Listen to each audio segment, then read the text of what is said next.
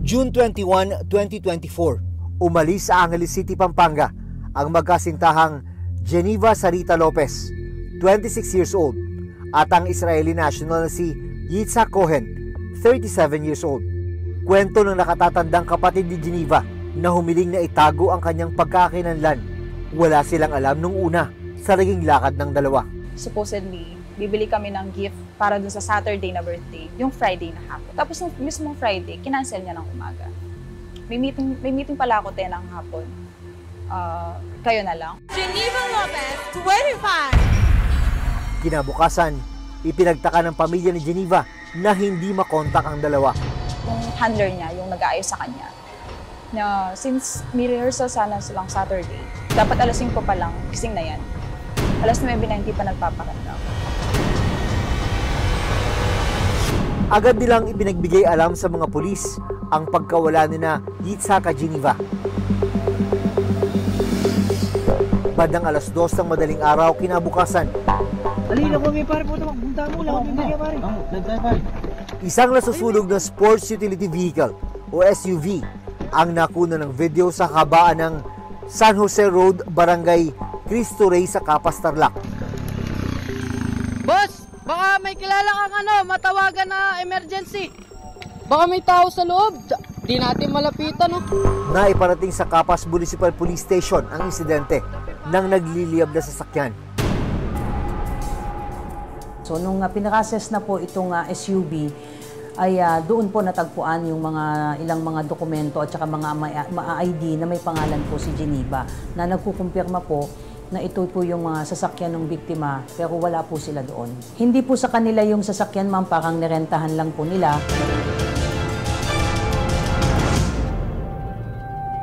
Lumipas sa mga araw, bigo ang pamilya na malaman ang kinaroroonan nila Yitzhak at Geneva. Every day, hindi mo alam kung nasa na ba sila, hinahanap mo sila, ang ginagawa nila, buhay pa ba sila. Every day, hindi kami natutulog. Ayon sa Philippine National Police o PNP, nagsagawa sila ng backtracking sa mga lugar na pinuntahan nila Geneva bago natagpo ang nasusunog ang nirentahan nilang sasakyan sa Capas, Tarlac. Nag-backtracking po tayo ng mga CCTV mula po nung umalis po yung mga biktima mula po doon sa Angeles City at sa mga posibleng dinaanan nila papunta po doon sa Capas, Tarlac. June 27, nag-alok na ng pabuyang 250,000 pesos ang pamilya ni Yitzhak sa sinumang makapagbibigay ng impormasyon sa kinaroroonan ng dalawa. Makalipas ang 1 linggong pagkawala ng mga biktima, bumuo ang PNP ng Special Committee para tutukan ng kaso. July 1, 2024, isa pang inabandonang sasakyan ang natagpuan ng Capas Municipal Police sa barangay Tibag, Tarlac City. Sabi ng PNP, lumantad rin ang nagpakilalang property agent o middleman na nag-assist kina Geneva sa paghahanap ng lupa. Itong mismong kinatagpo na middleman ay pumunta po sa station at nagbigay po ng salaysay na kinukumpirma po niya na kinita po niya itong si Geneva at si Yitzhak at may pinuntahan daw po silang lupa. Nalaman ng PNP ng middleman na si Michael Giyang, dating pulis sa Angeles City, Pampanga. Yung middleman na kinatagpo po ni Miss Geneva at saka ni Yitzhak na ito yung sinasabi natin na dating pulis na naawol po noong 2020.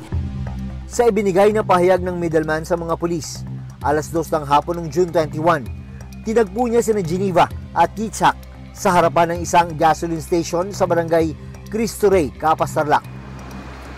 Dagdag ng middleman, bumiyahe siya kasama sina Geneva at Yitzhak papuntang Armenia Village para silipin ang lupang planong bilhin ni Geneva.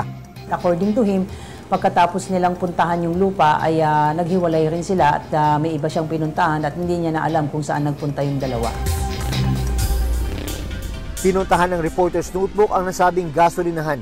Sabi po ng mga polis, dito yung meet up nung mga victim at saka nung middleman. Kaso personally, hindi ko po sila nakita. Marami dito kasi na when it comes to bilihan ng lupa, ganon, mga transactions, dito talaga maraming nagmi-meet up dito. May mga closed-circuit television o CCTV camera ang nasabing gasolinahan. Ang problema, hindi raw gumagana ang mga ito. Kasi nung malakas yung bagyo noon, yung mga parang CPU nung recording nung CCTV namin, nabasa doon sa may loob doon, nasira. Unfortunately, hindi sila umaandar ngayon. Sabi ng PNP, malaking tulong sana sa investigasyon kung nakuha na ng CCTV ang mga huling sandali bago nawala sina Geneva. Ang problema nga natin na napakalaki sana ng maitutulong ma'am ng mga CCTV cameras na yon para ma-establish natin kung sino-sino ang mga sasakyan ang nagpark doon, pagbaba ng mga tao, ma-identify natin, pati yung mga plaka ng sasakyan, ma-establish natin yung timeline kung anong oras sila nandun. Sa pag-ikot ng Reporters Lugutbok, nalaman naming mahigit 1 kilometro lang ang layo ng gasolinahan sa lugar kung saan nakunang nag-aapoy ang SUV na sinakyan ng mga biktima. Sa patuloy na investigasyon ng mga pulis, 7 ang itinuturing nilang persons of interest sa pagkawala nila Geneva at Itza. Kalaunan, lumantad at nakipagtulungan ang isa sa kanila na kinilalang si alias Junjun. Nung kinausap nila itong si alias Junjun ay nagsabi na nakukonsensya na siya at makikipagtulungan siya sa pulis at sumuko siya. At nilahad niya sa SITG, sa kapulisan, yung nalalaman niya.